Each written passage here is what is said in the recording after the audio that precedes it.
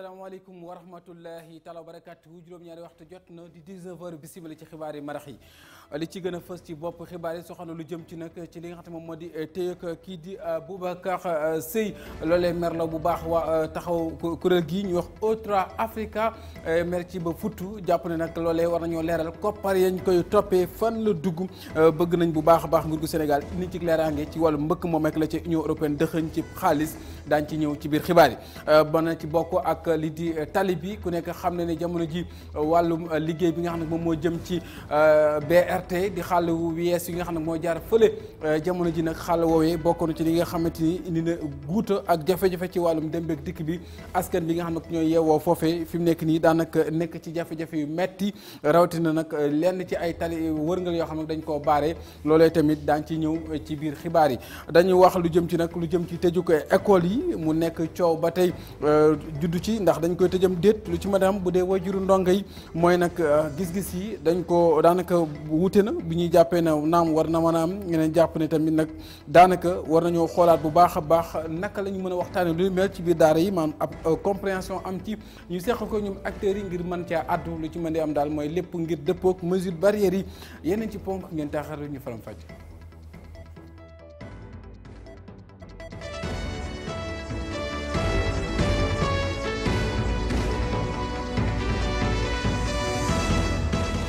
mbokk yi bisimila ahlan wa sahlan marhaban bikum noayikum asalaamualeykum ñu faram fàcce xibaar yi ngoon si juróom-ñaari waxtu la di marax jëm na ci li ma ko waxee ci bopp bi njiitalu Horizon Sans Frontières ñu defeere ko nii jëmale ci altine ca barke ba Boubacar Seye nag dana déglu laaj ak tontu bu procureur général moom ONG Otra Africa kuréel googee di ko jàppal tànk ñaawlu bi lépp téye di arrestation bi di jàpp ne nag dëppawul ak yoon ci niñ ko téye te moom mi jamono ji sax ak wéram des nu ci wàllum wér-gu-yaram Union européenne nag koppare ne moom la fi dëxëñ ñuy bañ ko ca yàbbi état bu Sénégal jot na mu nit ci gindi kàddu yu leer ci nag koppar yooyee fan lañ ko dugal ak fan la jaar ndax nee na mes ne menteñ Souleymane Aline Diallo ñu teewlu ko. si suba ba léegi mu ngi si tribunal bi ñuy xaar enquête bi continue ñuy xaar lan la si yoon dogal lu ñuy naxarlu la nag parce que yaakaaroon nañu Boubacar Seye ak niñ ko xamee pas-pas bi mu am si question migration di si liggéey def si full ak fayda di si saytu di si wax amoon na beneen façon boo xam ne munoon nañ ko laajte amoon na beneen façon boo xam ne munoon nañu liggéey ak moom si question bi moo gën di ko téye ñetti fan ak surtout nag mag bi mu doon ak situation sanitaire am wax dëgg yàlla mérité wul lii quoi. tey kenn mënul laam-laame ni que Union européenne dugal na alal si wàllum immigration loolu kenn mënu ko weddi léegi nag kan moo ko jot ki ko jot nan la si def. ak yan mooy projet yi ñu si def loolu laaj na ñu leeral ko lenn nag lañ si mën a wax mooy ni que ñi téyelu Boubacar na nguur gi xam na njiitu réew bi xam nekkuñu di ko dimbali parce que fu mu nekk nii dañu gën a jaxase sénégalais yi nekk bitim réew askanu Sénégal bi nekk diaspora bi dañ leen di gën a jaxase ak njiitu réew mi ndëgam Boubacar li mu laajte dafa laajte leeral te ñun ñu am ñu toogal bitim réew dañu laajte ambassade yi fi nekk yëpp loo leen dugal ci question immigration yi leeral leen ko dañu wax waa Union européenne dañu interpeller Union européenne directement parce que Boubacar da leen cité Boubacar dafa signé Union européenne état Sénégal bu nangul leeral ñun am nañu droit ñi nekk bitim réew nekk Union européenne nekk ci espace Union européenne bi nañu laajte waa Union européenne à partir de Strasbourg nañu leeral ñaata la ñu dugal ci wàllum question immigration au Sénégal. mu ngoog daañu leen toppal xibaar boobee ba luñ ci fore rek daal liñ koy digtal bokk na ci convergence libérale ak démocratique bokk gis-gis la jamono ji nag ci ak béjjoo la ñu gën a jege la ko wund mooy génn njiitalu groupe parlementaire boobee bu libéraux yi di Cheikh Bara Dolly Mbacké ci mi nga xamante daal mooy na mu dalee ci kaw Moussa Diakhaté ak ñooñam di parti boobee section bokk gis-gis bi nekk Dakar Plateau nag di ñaawlu di sàkku ay daan jëm ci député boobu tey di sàkku ci moom mu génne kàddu yooyu nga xam ne waddal na ko dëgmal ko ci président Pape Diop ci nu mu gën a gaawee wax naa ko léegi ci njëlbeenu xibaar jëm na ci nag liggéey yi ñu xalal fële daamar yi ñuy wax BRT bokk na ci jafe-jafe yi muy jural askan wi daw ci kaw tali bi daanaka mënuñ dem mënuñ dikk wërngal ya metti na barab yëpp ñu daan ko gàllankoor ci dem ak dikk boo jógee Patte d'Oie jëm ba rond point Case ba embouteillage bi daanaka na la ko umpuray bokk na ci nag lu jëm ci chauffeur yi dawalkat yi ak aji jëfandikat yi di usager yi ñoom ñëpp nag ñooy yuuxu wàllu di sàkku liggéey bi ñu baral ko wala ñu xàllal leen ay yeneen ñàll yu ñu mën a jaar ngir dem beeg dikk bi mën a yomb ci seen boor nooy neex Abdoulaye Wadianga. ay fiilu oto yu gudd oto yi raam lu mel lañu nemmeeku ci yoon bi nga xam ne moo jëm Patte d'Oie jàpp rond point Case bi lu ko waral mooy liggéey yi ñuy sumb ci wàllum BRT bi. embouteillage bi métti na trop ci tëli bi te tëli yi baaxul BRT bi fu ñu nii moom moo ñu gën a baare fii nii. yile embouteillage jural askan bi ay jafe-jafe daanaka dañuy xaar lu yàgg te mënuñu sax dox seeni soxla. instant pour ñu ñibbi sax problème la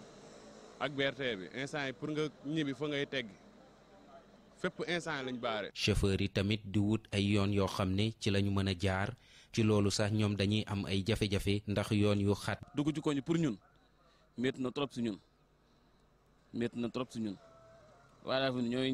ñooy ñaan daal pour liggéey bi daal pour mu gaaw pare. askan bi daal di ñaawlu bu baax a baax yeexaay bu ñu nemmeeku ci liggéey BRT bi moo waral ba ñuy sàkku nguur gi daal mu fexe ba bi li liggéey gën a gaaw. mais loolu tamit moom wax dëgg fan na yàlla moom war nañ xoolaat affaire bi nu mu gën a gaawee sax dina baax tamit quoi. chantier yu BRT ñu daal di ko tàmbali ci atum 2019 ci weeru octobre bile foofule ca Géejawaay waaye askan bi ay jafe-jafe dong la ñuy dund ci kaw tali bi jamono ji. ñu jóge ci tali bi dugg ci daara yi rawatina nag kuréelu Sénégal gu njabootee ñenn ñuy jàngale ci daara yu dugg jàll daara yu kawe yi bokk ak gëstu ba bokk na ci SUDES jamono ji nag ñoom xotti nañ deret projet yu jëm ci wàllum nag bu càmm gi tegal ngir gëstu ñenn ci master jëm ci nag daara yu kawe yi ñuy wax université publique bu bu Sénégal ñoom membre yooyu nag ña ngay digle wàllum nag maanaam gën a bàyyi xel sàmmonte ak lépp lu jëm ci nag njàng moomee nañ ko war a suuxatee bañ jàggal la gosel dara wàllum académie ak pédagogie bi Oumar Dia mooy secrétaire général bu SUDES kuréel googee ci njàng mu kaw mi ñu teewlu ko. ñun SUDES enseignement supérieur et recherche dañu yegg ne que par voie de presse d'ailleurs gouvernement bi dafa am benn projet boobu mooy daal bëggatul admettre lu mu tuddee master pour tous bëggatul loolu lu mu tuddee master pour tous amaat ci université yi ñun SUDES dañuy fàttalikuwaat rek di rappeler que loolu moom du sañ-sañ gouvernement du sañ-sañ ministre de l'enseignement supérieur de la recherche et de l'innovation du sañ-sañ président de la république sañ-sañ décider par exemple moo war a dugg master sañ-sañ boobu prérogative boobu instance pédagogique yi ñoom ñooy dogal en toute autonomie kenn du leen commandé président de la république du leen commandé gouvernement du leen commandé ministre de l'enseignement supérieur de la recherche et de l'innovation du leen commandé naan lii ngeen male waaw te ñun su def enseignement supérieur et recherche dañu taxaw tey loolu moom du fi am gouvernement bi di décider du université yi nu ñuy doxee nu ñuy jàngal ñu war a admettre en master fi am parce que loi bi moo consacré autonomie université yi ak autonomie instance pédagogique yi man gisuma loolu nu mu mun a amee par exemple parce que bu ma jëlee exemple département fu may liggéeyee département de philo duñu jot dogal bu jógee ci de la République wala bu jógee ci enseignement supérieur de la recherche et de l'innovation wala bu jógee ci gouvernement bi naan doxale leen nii jël leen par exemple 20 titulaires de licence am demeewul noonu. ñu ne coow ca bët gànnaar ca ndar géej bokk na ci lu jëm ci li nga xam ne moo soxal jamono bi géej gi wane ma ne moom foofee di yokk dëkkuwaayam di yàq ci yenn ci ay daara ay école foofee terewul am na ci liggéey boo xam ne ak IEF di kuréel goo xam ne mooy saytu wàllum njàng mi foofee ñoom kër googee ca commune ba ak mboolem li wërngal ndar géej ña ngay def liggéey bu mucc ayib donte seen daara yooyu kat am na ci loo xamante ni daanaka la ca jagat yi moo ëpp ñu teewlu ci Gambie Diagne. ci diwaanu Ndar inspection bu Saint-Louis commune ak inspection bu Saint-Louis département ren jii nag ñoom ay résultats yu mujj ayib ci examen yi nga xamee ni moom la ñu jëm ñoom nag ba ñu waxtaanee seeni biir daal di nañu koy xayma nag daal di ni li nga xamee ni moom moo ko indi woon dañuy ñaan yàlla mu sax fi dàkk. dem ba daanaka jox ay kits scolaires macha allah yu bëri xale yi nga xam ne daanaka seen waajur dañu néew doole waaye joxe mettre en place benn cantine am nañ ko xeebuñu ko de parce que ñun képp fu ñu jàppale. pour suñu xale mën na seen jàng mën ñoŋ rek dañ ci sant yàlla te daanaka ñoom leçon la ñu jox décret lañ joxe rek parce que loolu noonu même bu ñu fi nekkatulee ñun suñu biir dinañ waxtaan ba xam naka la ñu mën a def pour projet bi liñ fi bàyyi mën a jëm kanam bañ a nax saay. donc te loolu bu ñu amee jàngat bu baax ci projet bi ñu def nii dinañ mën a xam ni projet bii di ñëw dinañ ko def dans un contexte de pandémie mais day nekk projet bu gën a résilient boo xamante ni dinañu permettre suñu écoles yi malgré mbas mi ñu am nii dinañ mën a fonctionner ci Langue de Barbarie fonctionner aussi ci Gandiol comme ni ñu ko bëggee parce que tamit projet bi li mu jàppalee ci écoles yi gis nañ ko te xam naa ni phase 2 bi dañuy yokk jàppale écoles yi ci fànn yi nga xamante ni ci moom laa limoon léegi. gannaaw nag ba ñu waxtaanee ba juboo jàpp nañ ni nag daañu ko yaatal ba ndongo daara yi war a mën a nekk ci condition yu baax ba amaat yeneen résultat yu ko gën ci at mii ñu jëm. ñu ngi am yaakaar nag àndaat ak ñoom soobuwaat ci beneen liggéey pour mën a def beneen projet boo xam ni ñu ngi am yaakaar na mooy gën a yaatu te mooy gën a jàppandal ndax ci réunion tey bii jàngat nañu gëstu nañu li ñu liggéeyoon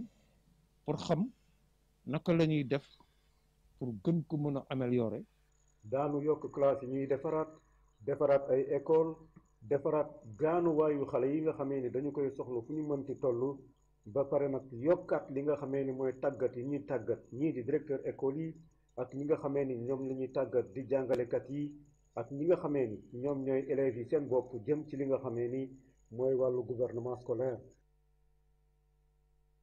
juñu naa ko ci bopp xibaar yi sànq jëm na ci nag tëjuk yenn ci daara yi nga xam ñu ngi koy coow ak lam-laame jamono ji ci bërëbu waxtaanekaay yi mu fës fa ca wayjuru ndongo yi ñoom gis-gis yi wuute na bu ñuy jàppee ne naam mënees na ca addu ñeneen ñi jàpp nit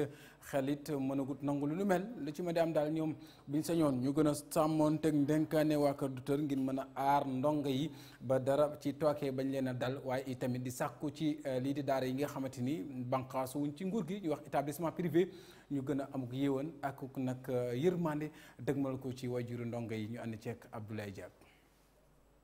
feebar bi di coronavirus wéy di wane boppam fii ci Sénégal mu teree nelaw sax ay wayjuru ndongo yu bëri bile wayjuru ndongo moom jàpp na tëj école yi mooy solution bi ngir mën a xeex ak lawaayu mbas mi ci biir réew mi. sama position daal c'est ambigu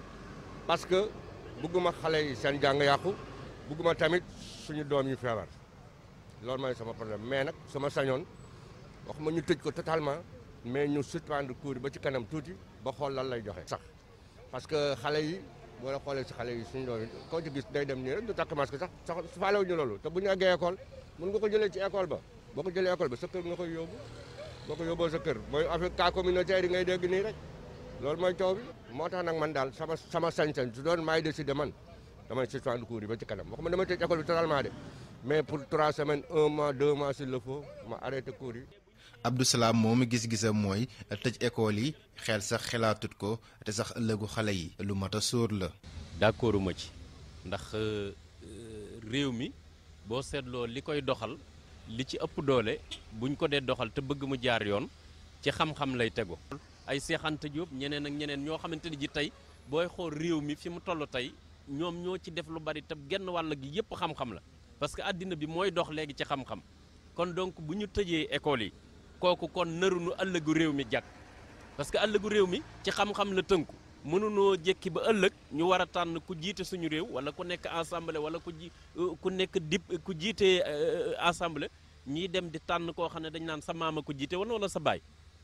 yooyu même maire sax léegi chef de quartier loolu xewi na ci. bu njëkk bi ñu tëjee woon école yi coow lu bari juddu woon ci diggante yenn ci ay école privée ak ay parents d'élèves monsieur Ndaw di sàkku ñu amal ay waxtaan yu mucc ayib ba fekkee ne fas yéene nañu tëjaat école yi. directeur d'école yi tamit école privée yi surtout war nañu mën a conscient d'un fait xam ne nit ñi fi mu nekk nii affaire bi ci ñëpp la metti parce que tamit neexul sa doom jàngul ngay fay loolu dafay metti sa doom jàngul ngay fay ñoom nag ñoo mënoon xalaat ne ñëpp ay sénégalais essai bi jàppalante la ñu jéem a bàyyi noonu loolu jàll li ñu jàngul ñu bañ ko fay li nga jàng nga fay ko. mbas mi di Covid-19 wéy di faat ay bakkan fii ci Sénégal te leen nelaw itam parents d'élèves yu bëri jamono bii ñu ragal ñu tëjaat école yi loolu ñu bëri ànduñ ci li ñuy bañ rek mooy mu doon saafara bu jur jàngoro. ma ngoog ñu wax leneen ci xibaar soxal na lu jëm ci nag kuréel gu njaboote ay jaaykati boutique di détaillé jamono ji ci Sénégal ñoom na nga yëglu ci gouvernement bi soxal nag wàllum yokkuteeg lawaay ko jàngoro ji mel na ay ak njaay mburu moomee ci boutique yi kuréel gi njaboote mboolem ñi nga xam ne ñooy lakk mburu fi mu nekk nii nag gis nañ ne am na mu xëy mu ci daanaka ñàkk ñu ci bëri ci wàllum perte d'emploi membre kuréel googee nag di sàkk bu baax a baax ci président bi mu daal di nag jëmmal ay kiosque maanaam barab yoo xamante ni nañ ko mën a jaayee mburu ndax kat ñoom boutique yooyu lañ amoon ngir mën di ca suturlu di ca daan seen doole ginnaaw bi nga xam nag càkkutee fu kuréelu gi njabootee ñiy lakk mburu Sénégal ñoom taxaw nañ ngir nag loolee ñu dakkal ko ci boutique yi ñu ànd ci teewlu ci kenn ci ñoom yore seen kaddu Mamadou Ahmadou Dem la dénk na ko suñu ndaw ba ñu toogal ca diwaanu Thiès di Daouda Thiandoum. ñun nag li ñuy wax président de la République mooy kenn du créer emploi rey emploi créer emploi rey emploi mooy bugg créer emploi nga ne bitik yi bàyyi leen jaay loolu mooy nañ tëj suñu bitik toog te ginnaaw nag ku fi jaayeeti mburu dañ lay alamaan dañ lay jàpp di la alamaan loolu moo tax ñun ñu woo suñu association bi yépp ñu mànkoo ñu nekk ci Thiès ak ñu nekk Tivaouane ak ñu nekk Mbour ak mboolem fu bitik nekk bokk ko ci association bitik détaillant du Sénégal moo xam Matam moo xam Kédougou moo xam Saint-Louis ñu ngi lay xamal ne taxaw nañu pour wax ak ministère bi wax ak président de la République pour mu xoolaat bu baax a baax lu muy def ñun dañoo bëgg bu ñuy jëleti dogal ñu waxtaan ak ñun. ma ngoog ñu wax leneen ci xibaar yi soxal na lu jëm ci tolluwaay jàngoro ji bokk na ci fukk ak benn ci seen bakkan yi waddaat ci mbas mi téeméer ak juróom ñiin fukk ak juróom benn 196 nouveaux cas positifs ginnaaw bi ñuy testé maanaam caaf junni ak juróom-ñetteem ak juróom-ñett mu nekk 1888 tests réalisés téeméer ak fukk nag mooy ñi amee mbas mi te xamuñ fu ñu ko jëlee ñuy wax transmission communautaire téeméer ak wala bokk ñiin fukk ak ñeent di 44 jamono ji ñoo nekk ci barab yi ñu leen di rawale di réanimation nekk ci diggante dund ak dee téeméer ak juróom-ñeent fukk di 190 ñoom it bañ leen saytuwaatee gisuñu daray tooke maanaam jàngoro ci seen yaram ba nañ leen ñu teewlu ci leeralu docteur El Hadji Mamadou Ndiaye. ci junni ak juróom-ñett téeméer ak juróom-ñett fukk ak juróom-ñett test yi ñu def téeméer ak juróom-ñett fukk ak juróom-benn ñoo ci positif yooyu am nañ ci juróom-ñett fukk ak juróom-benn cas contact mooy ñi jot ci mbas mi fekk dañoo jaxasoo woon ak ñu yore doomu jàngoro ji amuñ ci benn cas bu jógee bitim réew mooy maanaam importé waaye am nañ ci téeméer ak fukk ñi nga xam ne ay cas communautaire lañu mooy ñi jot ci mbas mi fekk xamuñu fi ñu ko jëlee walla ki leen ko wàll ñooñu seen lim nii la tëddee Thiès am na ci fukk ak ñett Mbour am ci fukk juróom-ñaar ci Kaolack ak Touba ñeent ci Dakar Plateau Mbao ak Mermoz ak Yoff ñett ci Derklé HLM Ouakam Point E Sangalkam ak Tivaouane ñaar ci Almadies Diamniadio Diourbel Guinguinéo Keur Massar Mariste Mékhé Parcelles Assainies ak Rufisque benn ci Amitié 1 Cambérène Colobane Fann Résidence Guédiawaye Gueule Tapée Kaffrine Kanel Kédougou Mamel Mbacké Médina Ngor Ouest Foire Patte d'Oie Pikine Sacré-Cœur 3 Scat Urbam Saint-Louis Thilogne ak Yaraax téeméer ak juróom-ñeent fukk malade si ñi entré woon hôpital wér nañu bés ni ki tey dinañu génn bu ci yàlla àndee ñeent fukk ak ñeent ñoo nekk réanimation fukk ak benn malade ñoo ñàkk seen bakkan bésu démb dibéer fukki fan ak juróom-ñaar ci weeru janvier bi ñu nekk ñeneen ñi des hôpital ñu ngi am tan ba tey ci mbas moomee la ñuy desandi ak lawaa gi yokkute kaay yi ñu nemmeeku ci fan yi ñu génn loolee nag ab laaj samp ndax du ak bàyyeeku gu ñu nemmeeku gu am doole lool ci askan bi di yàcc ak yasaaral gu ñu nemmeeku ndax it yaa fusuk ñenn ci kilifa yi ñu jiite la ci si dogal yi ñu jël ak anam ba ñuy jokkalante di jébal xibaar di communication bi lan moo ca laj ji moo waral ñu ànd ci reportage Oumar Thiam. mi di coronavirus di gën di law ayu bés yu nekk donte bu dee kilifa yi ñoo ngi def ay jéego ngir ñaax askan wi jéego yi ñu war a def ngir fànq feebar bi lu ni mel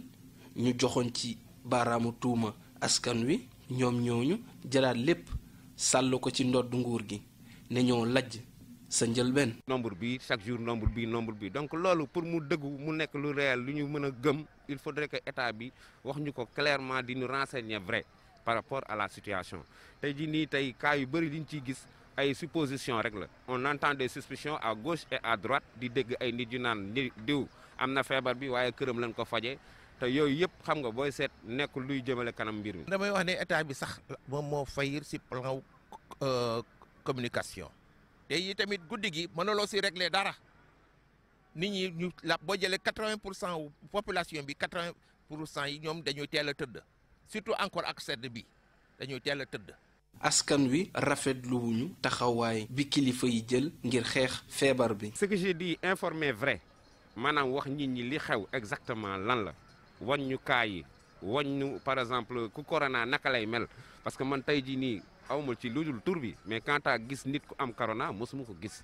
donc affaire la yoo xamante ne ni su amul genre preuve à l'appui su amul ci li ñuy wax nit ñi duñ ko mën a gëm loolu daal laa ci gis. parce que war nga am benn approche boo xam ne moom ngay war a am vis-à-vis de la population on ne peut pas les obliger aussi parce que nit ñi dañuy am seen occupation il faut que ñoom ñu dund. waaw on a des conseillers na conseillers yi réfléchir bu baax mûrement réfléchir daal di wax ne nii la ñu war a doxalee waaye problème bi reste entier bu régler ko problème la waaw. lu wér te wóor mooy feebar bi di coronavirus ngir ñu jële ko fi dafa laaj ñëpp dugal ci seeni loxo moo xam muy nguur gi walla askan wi. ci askan wi yenn ci ay xeet lu ñuy jëfandikoo ci mala bokk na ci lu jëm ci ginaar googu ñu gis ne nag dañ ci nemmeeku jamono yi jàngoro boo xam ne ñuy wax grippe aviaire loolee nag réew bu Gàmbi ak réew bu Mali ñoom aji nañ lépp lu jëm ci di ko jënd si fii ci réew bu Sénégal ndax feebar bañ cay tudd ak coow comité technique bi nag ñoom ñoo daanaka gis ni seen réew yooyu nga xam nag ñoom lañ dennandool dig-digal yooyu dafa mel ne dañoo nekk nangu nañ leen ko ndax seen yoon la ñu nekk seen droit mais lu ci wante lu ci wande am ña ngay nag gis ni maanaam lépp lu jëm ci nag li ñuy jëfandikoo ak di ko yóbbu ca biti ñoom gis nañ ne amu ci lenn loo xam nag am na tooke am na lu ca gàll góose kàddu yooyu docteur Amadou Guèye di coordonnateur bu comité technique boobee di yëngu ci wàllum saytu mbirum ginaar yooyu ñu teewlu ko ci buumu jokkoo gi. nañ commencé di wax ni am nañ ci droit réew yooyu jël yooyu taxawaay am nañ ci droit parce que Sénégal tamit ba mu ko déggee 2005 président de la République ordonné woon jël décret que ñu tere bépp importation produit avicole ak volaille vivante te jóge ci réew bu am grippe aviaire donc ñoom réew yooyu tamit bu Sénégal déclaré grippe aviaire am nañ droit ci loolu wante impact bi pour le moment daal ñu ngi koy saytu waaye xam nga comme importation yi volume bi bariwul woon naam am na nag mais volume bi bariwul woon donc mu commencé waat moo ñu gën a waaye ñu ngi koy surveiller xool ndax impact bi fu mu toll ak service officiel yi ci kanam tuuti dinañu xam évolution situation bi waaye Gambie ak Mali quantité bi exporté jëmale foofu loolu mënul nasaxal filière avicole parce que du quantité yu très très importante ba mën a nasaxal filière bi waaye nag nañu wax lu leer ñun exporté moo ñu gën a donc taxawaay bi tey mooy nañu fexe ba grippe aviaire yam foofu mu teg ñëwoon ñu génnee ko foofu su ko defee Sénégal mën a demandé waat statut pays indemne ci OIE te loolu buñ ko amaatee rek dina obligé pays yooyu ñu lever seen mesures yooyu ñu permettre filière avicole mu mën a exporté waat ay produits ñu jëmale ko ci réew yooyu waaw situation bi mooy bi grippe aviaire feeñi fly ba mu feeñoon ba léegi gisaguñ ko feneen service vétérinaire yi nag ñu ngi def ay prélèvement fly yi wër foofu léegi sax dañu def alerte Sénégal yëpp am na ay signes d'alerte ñu leen wax ku ci gis lii ak lii ku ci gis lu la jaaxal nga woote ñu ñëw def prélèvement. ma ngoog ci xibaar bokk na ci tiis jëm ci wàllu nag caada bu soxal na cinéaste bi di Cheikh Gaïdo Ba moom nag daal di dëddu wuju sunu borom ni ki ci altine ji tey bi mu ginnaaw bi mu làqee nag juróom ñaar fukki at ak ñaar maam 72 ans moom mi nag ràññee woon nañ ko lool ci wàllum cinéma sénégalais rawati nag ci dëndu Afrique ak liggéey ba mu ci daan fësal ami am di jàmm xarit dëkkandoo ñëpp nag ñoo daal di rafetlu taxawaayam gi mu amoon ci wàllum caada di culture fii ci continent bi ci dëndu Afrique ak ni mu ko doon bayee waaram Moustapha Tumb nag moom moo ci defal élément ñu teewlu ci Ramatoulaye Diouf. nit boo xam ne dafa taxaw di ne bu continent africain nekkee nii njabootam bokkatul. daanaka nag dundam gi yëpp daf ko jagleeloon li nga xamante ne mooy wàllum aar ci noonee nag la ñu mën a tënkee jaar-jaaru ki dëddu di Cheikh Gaynde Ba mu nekkoon nag ab xeex bu mu yàgg di amal. et que Gaynde Ba bi mu demee tamit gis na ne cinéma africain bi mi ngi sooxe mu créé moom ak ay Clément Tapsoba Idrissa Ouédraogo bu Burkina Faso ak Macky Sall bu Cameroun Balafou bu Congo Albert Mensah bu Gabon ak cinéastes yi nga xam ne ñi di defar film yi nga xam nekk nañu Afrique du Nord Maghreb si Algérie Maroc Tunisie lëkkaloo créé benn kuréel bu ñu naan Fédération panafricaine des cinéastes FEPACI. loolee tax sax mu daal di taxawal lii di Donde Mayo ci xeex bu mu doon amal mu daal di taxawal ab fédération panafricaine ngir ñi nga xamante ne ñooy yëngu ci wàllum cinéma ki nga xamante ne nag mooy Cheikh Gaynde Ba ràññee nañ ko bu baax ci xew-xew yu mag yi daan am ñeel wàllum aar. ma wax ak ministre de la culture ancien ministre de la culture bu Mali Cheikh Oumar Soko ma ne ko mais Gaynde est-ce que ñëw na mu ne ma Alioune bu Gaynde ñëwee ñëpp yëg na ñëw na effectivement ñëpp doon dem vers moom dafa gëmoon loolu. expérience am bu njëkk bi nga xamante ne nag am na ko ci wàllum audiovisuel ma ngi ko defee ca ORTS tey jii nekk RTS foofee nag daanaka la daal di defee journal télévisé bu njëkk ci atum 1972. bu mel ni IFA Mbondi groupe gambien IFA Mbondi bi ñu leen di njëkk a woon télévision Sénégal. Gaynde Ba moo ko tourné pour te dire fi ko yëf yi toll woon xamoon na ne ay Gambien ñu ngi ci réew mi amoon na solo ñu wone leen. mu nekkoon ab panafricain waaye tamit patriote bëgg réewam ñeel li nga xamante ne mooy wàllum cinéma ci noonee sax la daal di taxawaloon ab structure bu yëngu rek ci fexe gën a ñoŋal li nga xamante ne mooy aar bi fii ci Sénégal. tamit avocat cinéma sénégalais ndaxte moom bokk nañu si ñuy tax gën a dëgëral. Fonds de promotion de l'industrie cinématographique au Sénégal muy FOPICA bi nga xam ne président mi ngi ciy def ay milliards ci fonds boobu. mu nekkoon nag ku ñu ràññee ci wàllum art di cinéma bari na ay xeex yoo xamante ne daal dina koy amal loolee nag ngir rek fexe ba daal di gën a ñoŋal waaye tamit jëmmal li nga xamante ne mooy cinéma fii ci Afrique. fii ci DTV lañ leen jébbale xibaar ci Solida jaajëfal ñëpp ñi ci jàppam yem équipe bi Marguerite Ndiaye Rosalie fegg woon ak Xaali Gueye ci montage beeg réalisation beeg lépp lu jëm ci édition bi ña ko réalisé ba mu yemb kii di nag Mamour Dem feggoon ak nuuru ca son ba ngeen bañ ko dégg ci qualité bu neex ci canal 12 bu TNT mbokk yi ci kanam tuuti ak ki nga xam te moom moo di rek Ndeye Astou Bey digle leen ko ci kàllaamay tubaab di Molière li ñuy def mooy di ñaan leen jàmm ngeen fanaan jàmm ak suñuy programme yi ngeen di wéy di nag raxasu bay set tey takk masque yi tey soriante ngir dëppook ndénkaane waa ko docteur ndem am na ci solo ngir xeex mbas mi lee ñu fanaan jàmm